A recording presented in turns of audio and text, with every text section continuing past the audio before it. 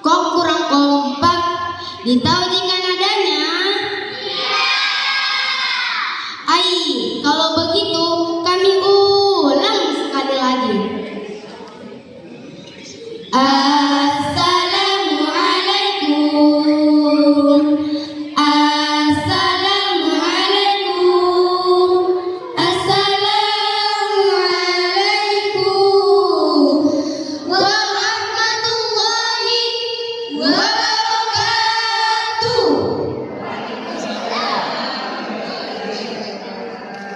Masya Allah. Alhamdulillahi Rabbil Alamin. Assalatu wassalamu ala asrofil anbiya'i wal mursalin Sayyidina Muhammadin wa ala alihi wa ashabihi ajmain. Raditu billahi rabba wa bil islami dinan wa bi Muhammadin nabiyya wa rasula amma ba'd. Puja, marilah kita panjatkan kepada Allah Azza wa Jalla yang telah menciptakan Agnes Monica yang cintanya tak ada logika.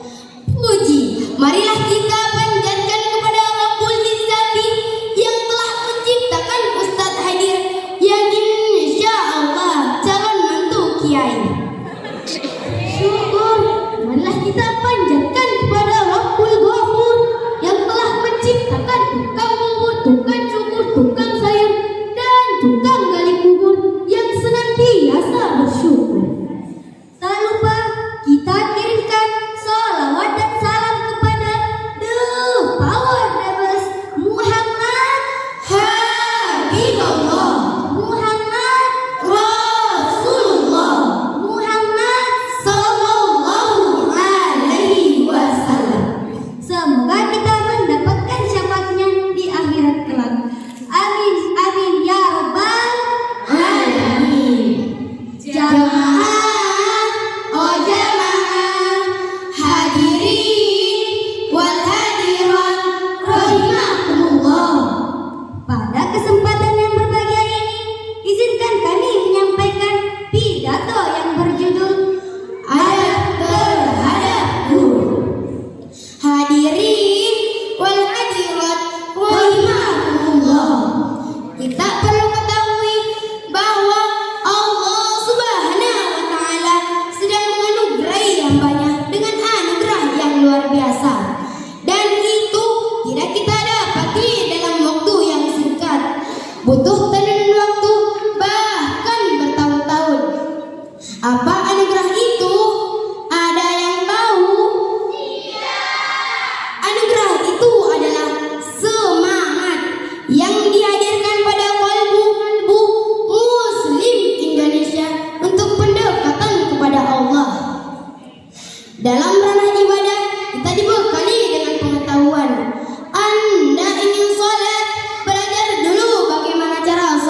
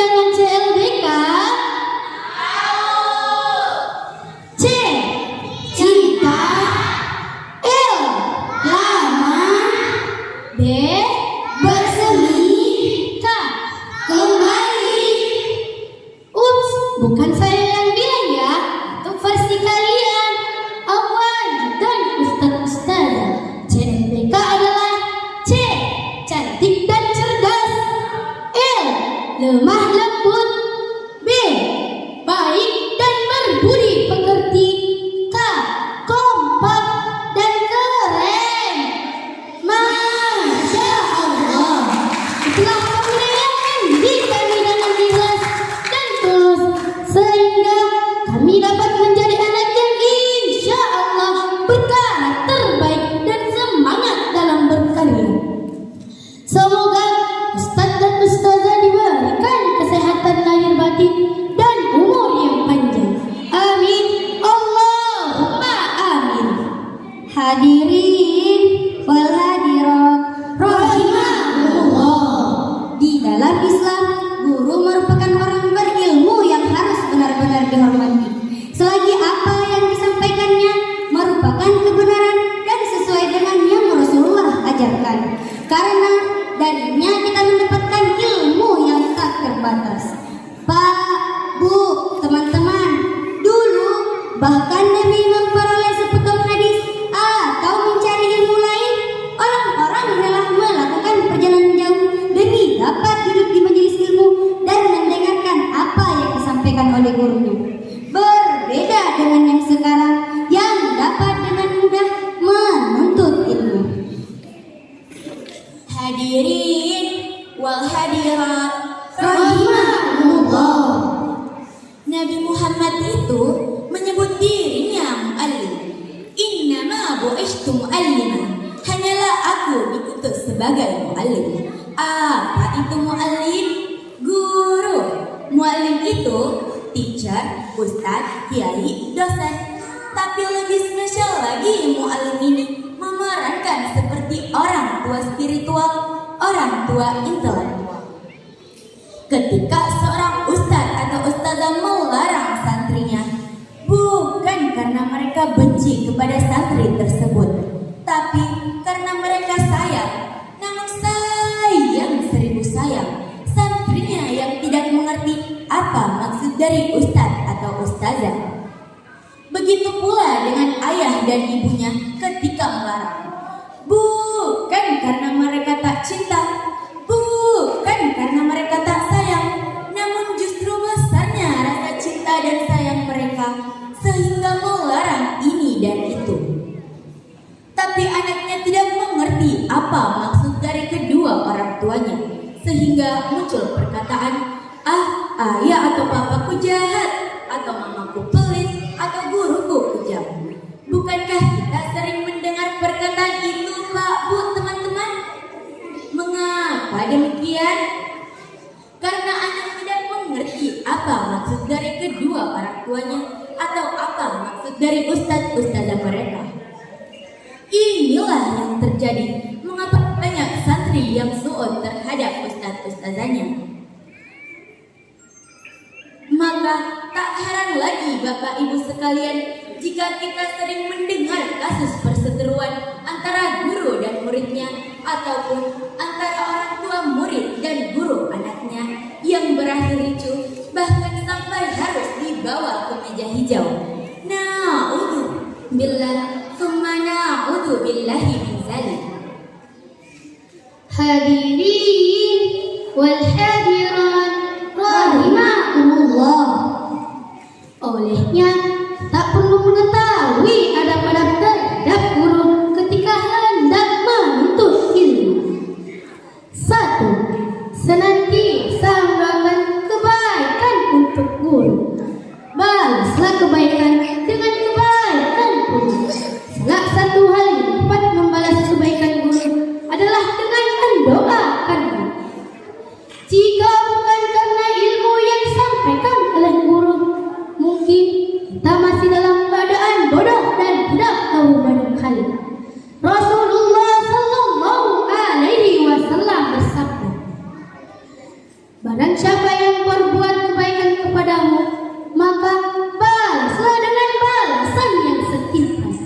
Jika kamu tidak bisa membalasnya, maka doakanlah dia hingga engkau telah memandang mencukupi dengan balasan yang setimpal. Hadis riwayat Bukhari. 2. Tidak menggaduh di hadapan guru. Pak, Bu, teman-teman, bagaimana rasanya